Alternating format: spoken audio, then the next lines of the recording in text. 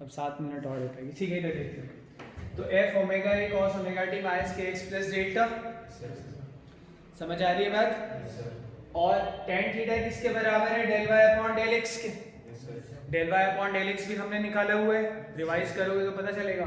इसका del Y upon del X करोगे तो साइन का तो कॉस आ जाएगा, पर जब एक्स के रिस्पेक्ट में इसको डिफरेंशिएट करोगे तो माइनस के आ जाएगा। क्लियर है ये? नहीं भी क्लियर है तो खुद से करोगे ना तो क्लियर हो जाएगा। क्या है, minus k cos omega t minus k x plus delta. तो P is equal to F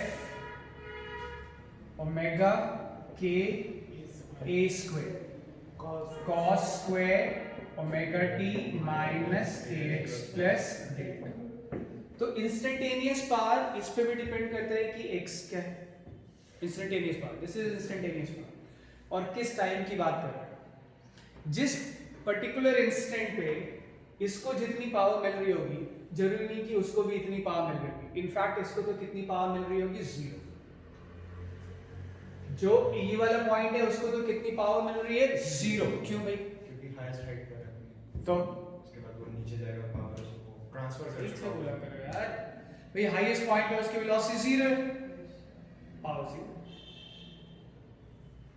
sir kinetic energy transfer होगी, उस पर्टिकुलर इंस्टेंट पे इसको कोई पावर नहीं मिल रही, ये किसी को दे रहा है नहीं दे रहा है वो अलग बात है, इसको कोई पावर नहीं मिल रही। पावर का क्या फॉर्मूला, पावर का फॉर्मूला है F dot Vp। Highest point पे एसएचएम करते हुए एक्सट्रीम पॉइंट पे वेलोसिटी कितनी होती है, 0। तो उसको मिलने वाली पावर कितनी है, 0। ये बात क्लियर हुई? तो अलग अलग एक ही टाइम, अलग अलग टाइम पे तो अलग अलग पावर मिल ही रही है, पर अगर एक ही टाइम हो, t सबके लिए सेम है पर x अलग अलग है, तो सबको मिलने वाली इंस्टेंटेनियस पावर भी अलग अलग है। क्लियर है ये? इंस्टेंटेनियस पावर अलग अलग आएगी, समझ आ रहा है? कैसे? अगर t सेम है, डेल्टा सेम है, एक्सचेंज करोगे तो इसकी वैल्यू बदल जाएगी, इंस्टेंटेनियस पावर बदल जाएगी। पर हम देखेंगे ऑन एन एवरेज सबको पावर सेम है भाई। कभी ये ऊपर है इसकी पावर 0 हुई, कभी ये ऊपर जाएगा इसकी पावर 0 होगी। तो ऑन एन एवरेज एक पीरियड में निकालोगे ना, ऑसिलेशन के एक पीरियड में निकालोगे तो हमें दिखेगा कि एवरेज पावर x पे डिपेंड करते ही नहीं। ऑन एन एवरेज सबको पावर सेम मिल रही है, बस ये है कि किसी इंस्टेंट पे किसी x को ज्यादा मिल रही होगी तो उस इंस्टेंट पे किसी x को कम मिल रही होगी, फिर उसको ज्यादा हो जाएगी इसको कम हो जाएगी, और ऑन एन एवरेज पावर क्या आएगी, सेम। ये किसका फॉर्मूला आ गया मेरे पास, इंस्टेंटेनियस पावर का। ये मैक्सिमम पावर इतना ही मिल सकता है, तुम देखो कैसे भाई। पावर मैक्सिमम कब होगा, जब कॉस की वैल्यू मैक्सिमम होगी। कॉस की वैल्यू मैक्सिमम कितनी हो सकती है, 1। कॉस स्क्वायर की मैक्सिमम वैल्यू 1 हो सकती है, कॉस की तो -1 और 1 कुछ भी हो जाए, कॉस स्क्वायर क्या होगा, 1। पॉइंट क्लियर है ये, बोलो। तो मैक्स, ये मैक्सिमम पावर है, एफ ओमेगा के इनटू ए स्क्वायर, ये मैक्सिमम पावर। मिनिमम पावर कब होगी, जब कॉस की वैल्यू 0 होगी, ठीक है। मिनिमम पावर कब होगी, जब कॉस की वैल्यू 0 होगी।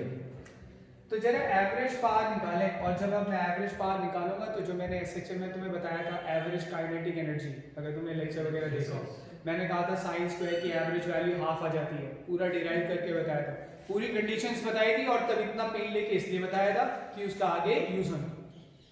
तो ऑब्वियसली मैं ऑलरेडी पेन ले चुका हूं, तो यहाँ पे फिर as a matter of fact बता। तो यहाँ पे तुम क्या कहोगे कि भाई ये आ गया मेरे पास।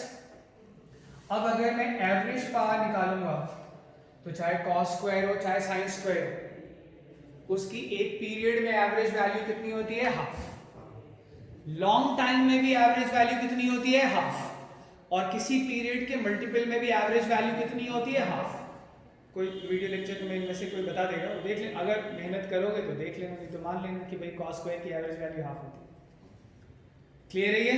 किसी पीरियड में हाफ, लॉन्ग टाइम में हाफ, और पीरियड के मल्टीपल में भी हाफ। तो एवरेज वैल्यू कितनी आ गई भाई, F omega k A square upon.